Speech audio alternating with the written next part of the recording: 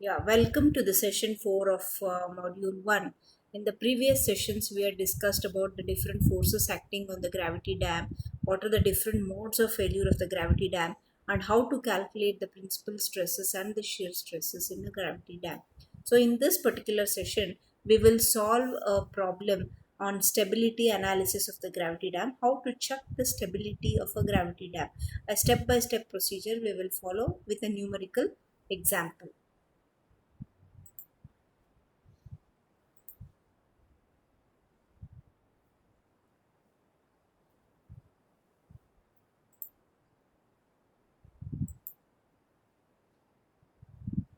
Yeah. So, stability analysis of gravity dam with a numerical example. So, the stability of a gravity dam can be approximately and easily analyzed by two-dimensional gravity method. The preliminary analysis of all the gravity dams can be made by easily isolating a typical cross section of a dam of unit width.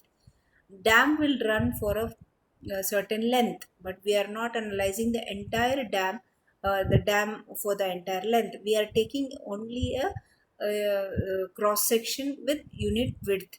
So the section is assumed to behave independently of the adjoining section. So that particular section will behave independently. There will be many such sections which are adjoining each other, but we are taking one independent section of unit width and we are analyzing the dam. So let's take a problem. So I'll read out the problem. A concrete dam retaining water is shown if the specific weight of concrete is 23.5 kilonewton per meter cube. It is in kilonewton per meter cube. Find the factor of safety against sliding and factor of safety against overturning and the pressure intensity on the base. Assume there is a hydrostatic uplift that varies uniformly from full hydrostatic head at the heel of the dam to zero at the toe, and the coefficient of friction between the dam and the foundation is 0.45. So you can there is no tailwater, you can see. Therefore, it is given that the hydraulic uplift pressure varies from full hydrostatic head at the heel.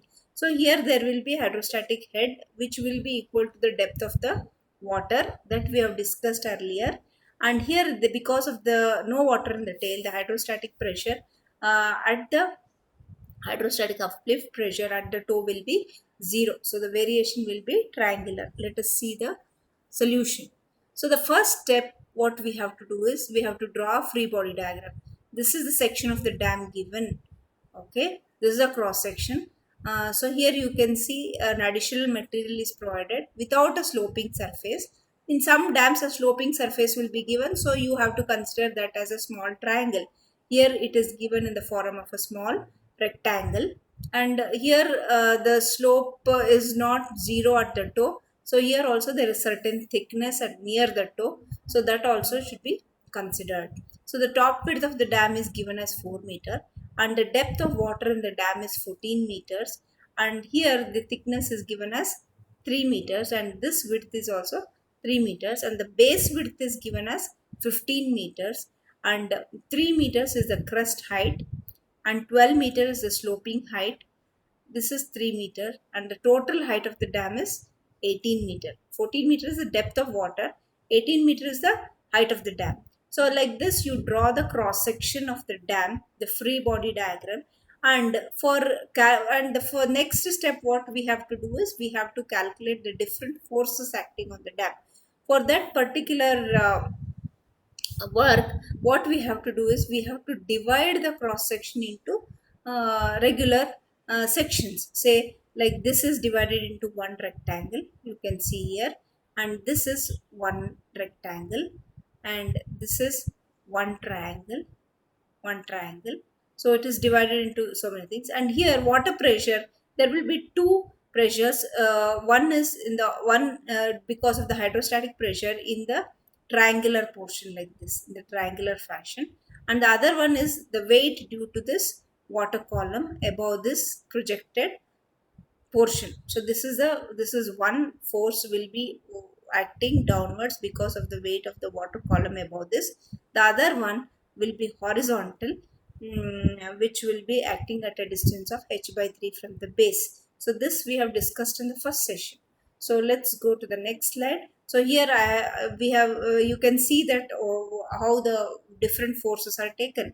So Fx is the major horizontal force due to triangular distribution, which will be acting at a distance of uh, h by 3, depth of the water, that is 14 divided by 3. This distance will be 14 divided by 3, or this distance will be two thirds of 14, and this will be one third of 14 because it acts through the CG of the triangle.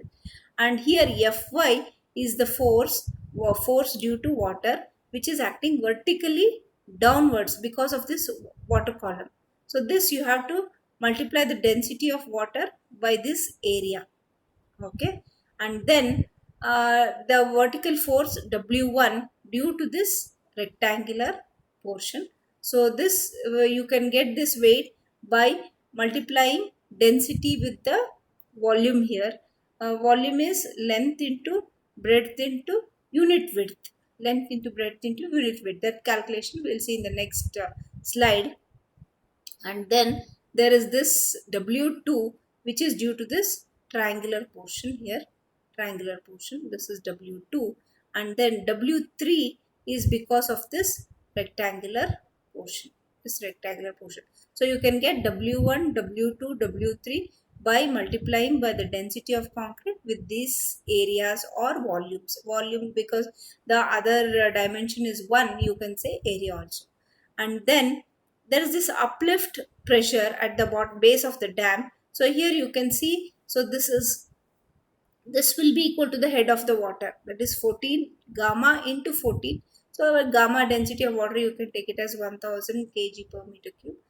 So this will be 14 into gamma, and here it is 0 because there is no tail water. The variation of the uplift pressure is triangular distribution.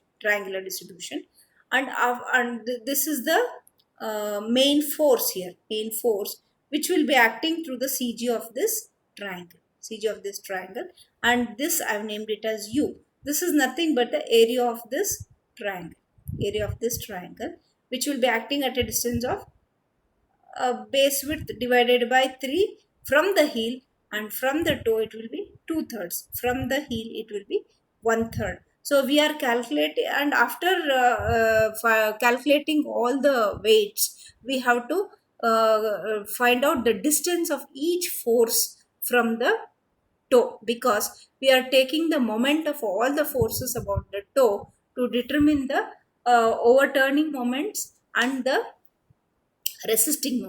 overturning moments and the resisting moments. I'll tell you what are overturning moments and which are the resisting moments in the next slides. Okay, so now you see the step 1. Assume 1 meter length of the dam perpendicular to the cross section, which I've already told you, and then determining the forces acting. The same diagram I've taken here. So the first one is the horizontal forces. Horizontal forces, Fx. This Fx is due to the triangular distribution. I'll just take the pen.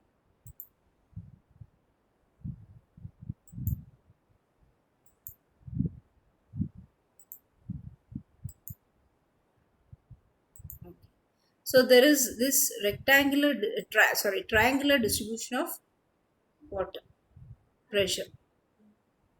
This distribution, this Fx is due to this triangular distribution.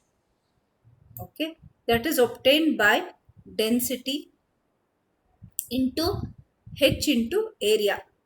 H into area, the depth of water, gamma, because here what is the intensity is gamma into h. H is 14 meters. So area is area of this triangle. So that will be density of water is taken as 9.81. It is in kilonewton per meter cube, or you can take it as 1000 kg per meter cube. So here the unit is maintained in kilonewtons. So I have taken in kilonewtons, 9.81 into area is half of base into height. So half of base is here the intensity is gamma into h.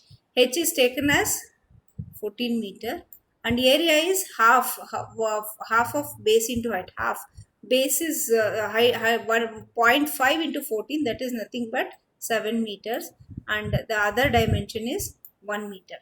So you will get fx. So you can calculate it as half of gamma h square. The same thing you will get, same value you will get. Here it is represented in a different way, that's all. Then the vertical forces, this is the only horizontal force. The other force is the vertical force in this particular problem, because no earthquake force is given, no silt pressure is given, so we are taking only the horizontal pressure due to water on the upstream side. Then for vertical forces, this is the Fy. This is Fy. We are calculating this Fy. Fy is because of this water column. Water column of dimension what? This is 3 meters and this is 11 meters. 14 minus 3, which is 11. So 11 into 3. So this height is 11 and this is 3. 11 into 3 is the area into 1, that is 1 meter width is taken perpendicular to the cross section, and the density of water. So that comes to 323.73 kilonewtons. Then next is W1. This is the self weight of the dam. Self weight of the dam which is acting vertically or because of this rectangular component.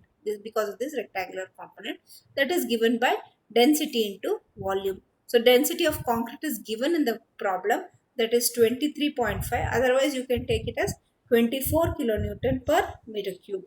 So here as it is given in the problem, we are taking it as 23.5 kilonewton per meter cube into area. You can see here. So this width is 4 and this dimension is W1. It is 15 into 4 into 1. Yeah, because from here to here it is 14. The total height you see here, this is 18 minus 3. 18 minus 3 is the height of this rectangle.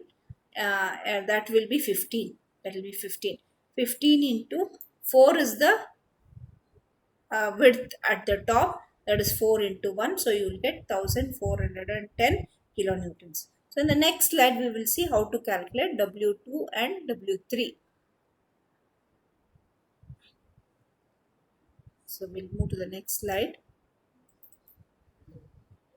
This is the next slide. Yeah, here I'll take the laser pointer option. So this point, okay. So W2. So W2 is due to this triangular portion. Due to this triangular portion. So this is equal to V2 gamma C into V2. That is volume 2. Gamma C is 23.5 kilonewton per meter cube. So this is half. Half is 0.5. Base is 8. This distance you have to calculate, and this will be given by, this total is 15 minus 3 minus 4. Okay, this you have to substitute. In that 15 you have to subtract 7, so the remaining is 8. So it is 8 into 12. 12 is the height. This height is 12. This will be, this is shown here 12. So that is your W2 we calculate, yeah, W2 you will get. Then W3 is because of this. This will be 15 into 3 is the area into density. That will be 1057.5 kilonewtons. Now the uplift force. Uplift force is U. U is equal to gamma into VU. VU is a volume of this. Okay. That will be density of, again, the water head here. That this is the water head. The density is same, that is 9.81. Here you have to take the density of water. Here also you have to take the density of water. When you are taking these forces, because of the self weight of the dam is made up of concrete, you will be taking the density of concrete. So it is half 0.5 into 15 into 14. So this head will be equal to same as that of the depth of water. This I have already told in the first session, that the depth of water head will be equal to the depth of the water in the reservoir. So it is 15 into 4 into 1, that is 1030.05 kilonewtons. So now we have determined all the forces, that is one major horizontal force Fx, then the vertical force Fy, W1, W2, W3 and the uplift forces. Now we have to find out their distances from the toe. So you can see HP is this distance from the this thing from the top, that will be because of this triangular distribution here, this will be at a distance of 2/3 from the top. From the bottom it is 1/3. So if you calculate directly one third of this height 14 meters, you will get it as 9.33 meters. Here it is calculated in a different way, so you can take it as directly one-third of the triangle height. That is HP. And then x1, its distance, x1 is the distance of x1 is 10 meters. X1 is the distance of, one second, W1, I think, yeah, W1, this distance is 10 meters. So this will be 2 meters, this will be 5 meters. So in that 15 meters, if you subtract this 5 meters, you will get 10 meters. X1. X2 is because of this triangle, this will be 2/3. From here it is 1/3 because this is the right angle of the triangle. So this will be 2/3 of the base, this base, that is nothing but how much is it? Again it is 10. It is 3 plus 4. So it is 8, 2/3 of 8, sorry, 2/3 of 8, that is 5.33 meters. Then x3, the distance of W3, it is half of this 15, 15 by 2, 7.5 meter. X4 is the distance of this Fy, which will be equal to this total base width is 15 minus of 1.5, that is 13.5 meters, and x5, this distance is 2/3 from the toe, 2/3 of this base, that is 15 meters. So we have got all the distances, and next thing is we have to calculate the moments. So here we have to before taking the moments, we have to solve the reactions also. For the horizontal reaction Rx, sum of all the horizontal forces sigma Fh is equal to, only one is there, that is Fx, that is we have already calculated in the previous slide, that is 961.38 kilonewtons. And vertical reactions, taking upward forces positive and the downward forces negative. So this is the resultant force. The resultant force will have two components, Rx and Ry. Let us assume that the resultant force will act at a distance of x bar from the toe. So the resultant is resolved into two components, Rx and Ry. Rx is equal to sum of the horizontal forces, Ry is equal to sum of the vertical forces. So add all the vertical forces. Ry is upward, plus along with that there is u. Ry plus u is equal to all the downward forces, Fy plus W1 plus W2 plus W3. So this is what you have got. So from this you will get Ry. So you have got the resultant now. That is the horizontal component of the resultant as well as the vertical component of the resultant. Solve the for moments about the toe for the writing moment. That is, you see this W1, W2, W3 and Fy will cause moment in the what direction? Anti-clockwise direction. These are all the resisting moments. Or they are also called as stabilizing moments. Whereas you see this is called as an overturning moment. Fx will cause moment in the other direction, that is in clockwise direction. So whereas Fy, W1, W2, W3 will be in this direction, that is in anti-clockwise direction. So therefore, you calculate the resisting moments and the overturning moments. This is resisting moments. Okay, RM. There's a mistake here. Please note this. This is resisting moment. So resisting moment is sum of all the moments W1 into x1 plus W2 into x2 plus W3 into x3 plus Fy into x4. We have calculated all the forces and the distances. You will get the resisting moment. Similarly, overturning moments you can get. Overturning moments is this distance Fx into this distance is nothing but 14 minus HP. HP is already calculated. That's nothing but 2/3 of 14. Okay. So overturning moment also you will get. Next step is to calculate the factor of safety.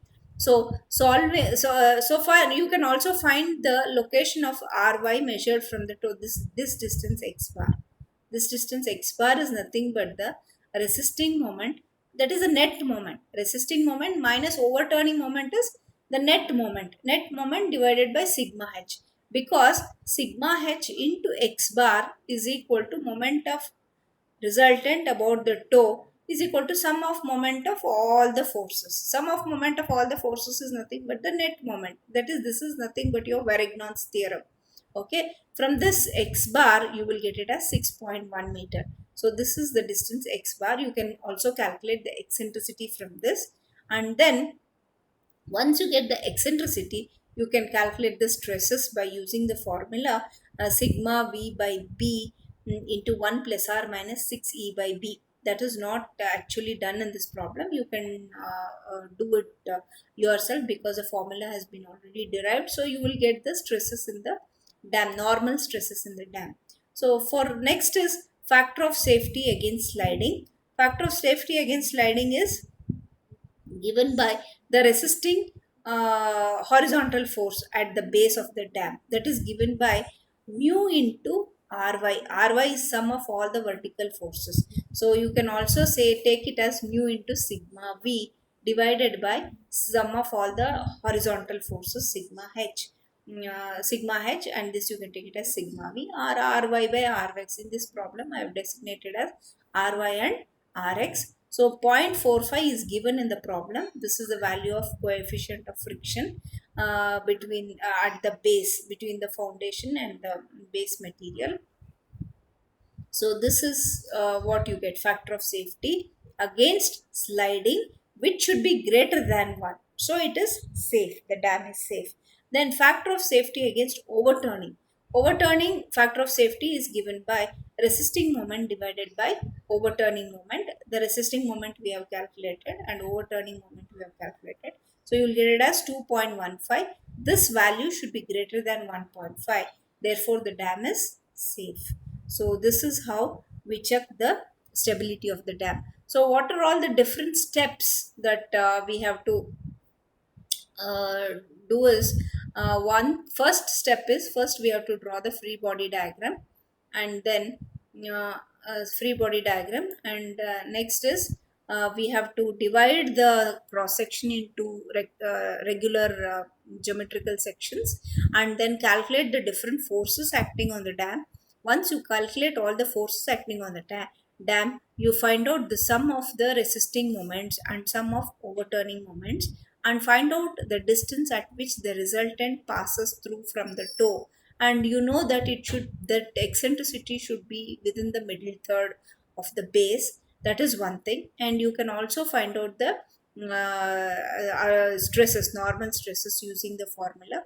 And the last two steps is finding out the factor of safety with respect to sliding and factor of safety with respect to overturning.